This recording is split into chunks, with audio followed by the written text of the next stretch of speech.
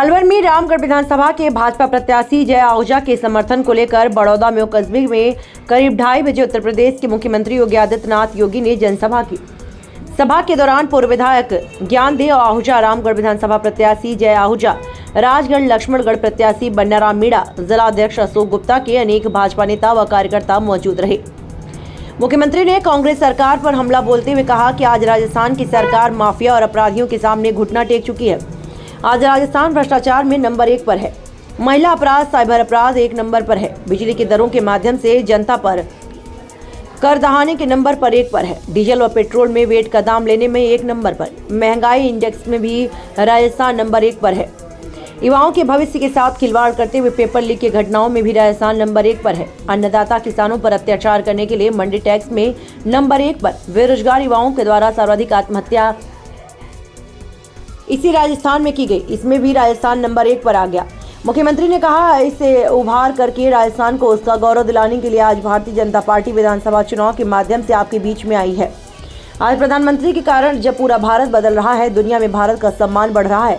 आज भारत के प्रधानमंत्री जहां कहे जाते हैं तो पूरा देश पलक पावड़े बिछाकर उनका स्वागत करता है। 142 करोड़ लोगों का सम्मान होता है। भारतीय जनता पार्टी के अलवर दक्षिण के जिला के अध्यक्ष अशोक गुप्ता जी, पूर्व विधायक श्री ज्ञानदेव आहूजा जी, आज के इस कार्यक्रम में उपस्थित विधायक गुरुग्राम श्री सुधीर सिंगला जी, विधानसभा रामगढ़ के संयोजक अशोक चौधरी जी, प्रवासी संयोजक श्री मेधाराज गुप्ता, प्रत्याशी रामगढ़ श्री जय आहूजा जी, रामगढ़ में उपस्थित आज की इस चुनावी सभा के साक्षी बने हुए अलवर संसदीय क्षेत्र से जुड़े हुए सभी उपस्थित भाइयों और बहनों, मैं इस धारा को नमन करता हूं जो ब्रज क्षेत्र में स्थित होकर के 84 कोसी, और भाइयों बहनों, यही नहीं, इस पावन धारा को बाबा भृतहरिनाथ जी का भी सानिध्य प्राप्त हुआ है। मैं इस पावन धर्म भूमि को कोटि कोटि नमन करते हुए आप सभी का हृदय से अभिनंदन करता हूं, आप सबका स्वागत करता हूं।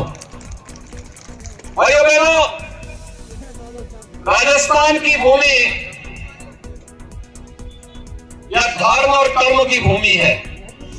स्वाभाविक रूप से जो राजस्थान अपने शौर्य और पराक्रम की गाथा से दुनिया को प्रेरणा देता रहा हो, जिस राजस्थान ने अपने शौर्य पराक्रम से भारत की कहानी रची हो, जिस राजस्थान के राजा महाराजा योगियों संतों के कारण जिस राजस्थान ने भारत को एक नए इतिहास की ओर अग्रसर किया हो, और जो आज वर्तमान में राजस्थान की पहचान बनकर के भारत के पर्यटन मानचित्र पर राजस्थान को गणित स्थान पर लाने का कार्य किए हो। भाइयों बहनों, पिछले 5 वर्ष में कांग्रेस नेतृत्व की सरकार के कारण और राजस्थान आज करा रहा है। भाइयों बहनों, हम राजस्थान की बात करते हैं।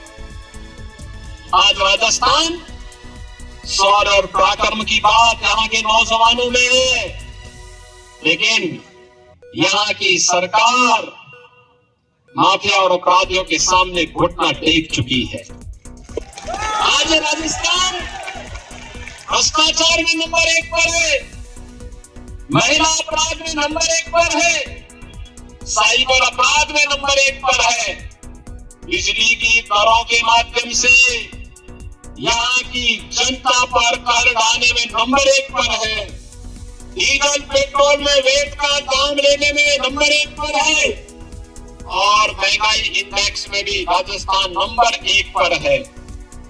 युवाओं के भविष्य के साथ खिलवाड़ करते हुए पेपर लीक की घटनाओं में नंबर 1 पर है। अन्नदाता किसानों पर अत्याचार करने के लिए मंडी टैक्स में नंबर 1 पर है और बेरोजगार युवाओं के द्वारा सर्वाधिक आत्महत्या इसी राजस्थान में की गई, इसमें भी राजस्थान नंबर 1 पर आज हुआ है।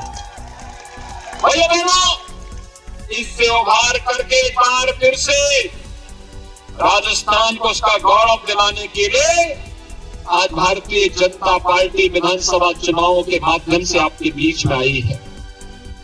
आज जब पूरा भारत बदल रहा है, दुनिया में भारत का सम्मान बढ़ रहा है, प्रधानमंत्री मोदी जी के कारण भारत का गौरव दुनिया में गाया जा रहा है। प्रधानमंत्री मोदी जी दुनिया में जहां कहीं जाते हैं, पूरा देश गलत पावड़े बिछा करके उनका स्वागत करता है, तो भारत के 142 करोड़ लोगों का सम्मान होता है। भैया बहनों, आज भारत अपनी सीमाओं को सुरक्षित करने में सफल हुआ है। पहले दुश्मन कांग्रेस की सरकार के समय दुश्मन भारत की सीमाओं में घुसपैठ करते थे, आतंकी घटनाओं को अंजाम देते थे। आज दुश्मन घुसपैठ नहीं करता है, आतंकवादी या उसके आका भारत के अंदर घुसपैठ करके आतंकी घटना को अंजाम नहीं दे सकते। उन्हें मालूम है अगर आतंकी घटना को अंजाम देंगे तो फिर इसका खामियाजा भी हमें भुगतना पड़ेगा, क्योंकि ये नया भारत है, छेड़ता नहीं, लेकिन अगर कोई छेड़ता है तो उसको छोड़ता भी नहीं है। ये नया भारत है, ये समस्या नहीं देता, ये समाधान लेकर के आता है। समाधान, ये समाधान लेकर के आता है। कांग्रेस ने आतंकवाद की समस्या दी, मोदी जी ने धारा 370 समाप्त करके इसका समाधान दिया। कांग्रेस ने नक्सलवाद की समस्या दी, मोदी जी ने उसका खात्मा करके समाधान दिया। कांग्रेस ने अलगाववाद दिया, मोदी जी ने उसका समाधान किया। कांग्रेस ने भ्रष्टाचार दिया, मोदी जी ने विकास के बड़े बड़े highway, railway, airport, metro, rapid rail, AIIMS, IIT, IIM crore गरीबों को मोदी ने रिशिक्षण भी दिए। 25 करोड़ों को पूरे देश में 5 लाख रुपए की स्वास्थ्य बीमा की गारंटी प्रतिवर्ष की मिल गई। 12 करोड़ किसानों को 6,000 रुपए प्रधानमंत्री किसान सम्मान निधि का लाभ मिल गया। भाइयों बहनों, आप याद करिए, हम हिंदुस्तान में रहते हैं, राजस्थान में रहते हैं, यहाँ संबोधन राम राम का होता है। जन्म लेते हैं राम राम, दिनचर्या प्रारंभ करते हैं राम राम, और अंतिम यात्रा भी चलती है तो राम नाम कह करके ही अंतिम यात्रा भी निकलती है। राम के बगैर हमारा कोई काम ही नहीं।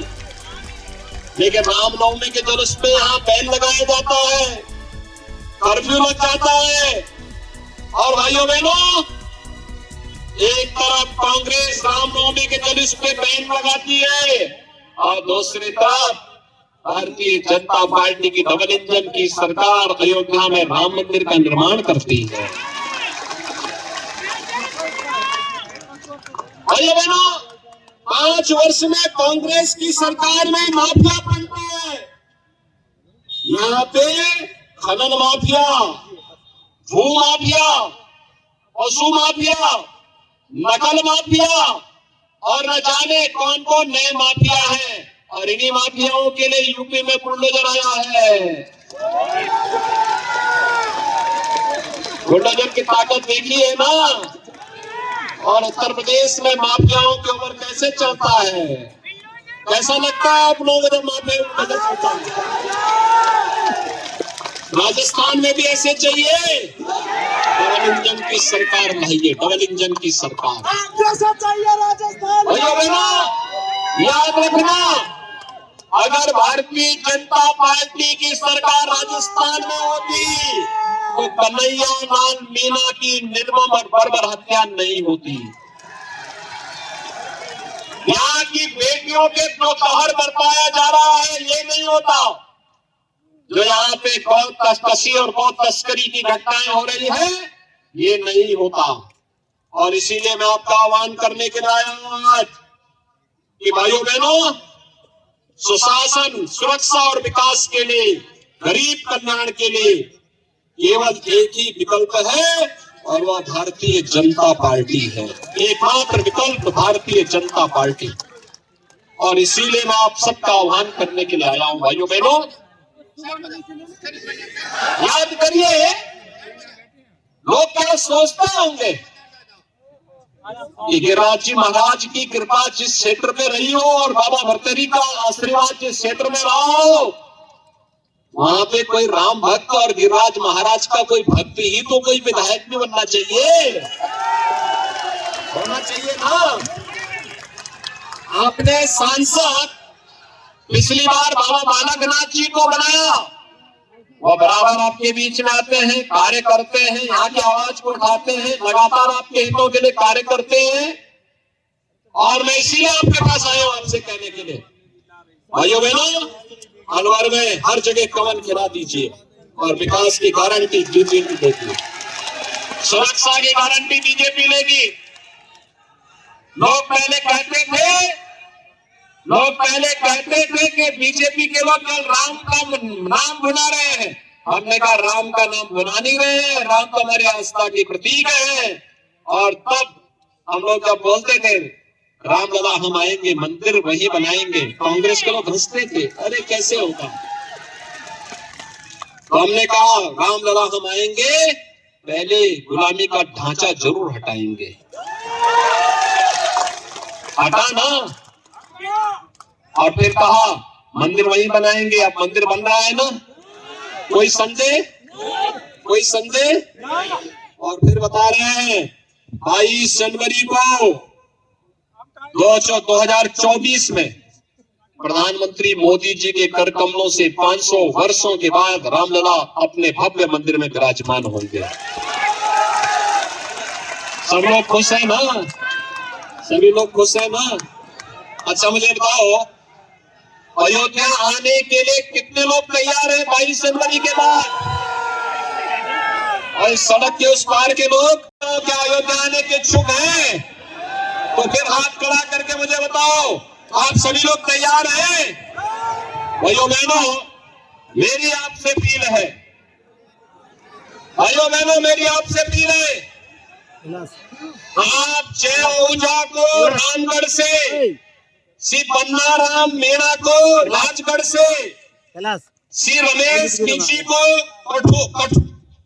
कठुमर से, और जयराम जाटव को अलवर ग्रामीण विधानसभा क्षेत्र से जयपुर भेजिए। और भाइयों बहनों, मैं आपसे अपील कर रहा हूं कि आप इनको भेजिए, और मैं इनसे कहूंगा कि वे अलवर से जुड़े हुए, रामगढ़ राजगढ़ से जुड़े हुए, कठुमर और अलवर ग्रामीण से जुड़े हुए इन सब राम भक्तों को लेकर के 22 जनवरी के बाद अयोध्या आइए। सहमत है? सभी लोग सहमत हैं? अरे सड़क के उस पार, सड़क के उस पार, सभी लोग सहमत है ना? तो फिर मेरे साथ बोलेंगे भारत माता की, भारत माता की, भारत माता की जय श्री राम, जय जय श्री राम।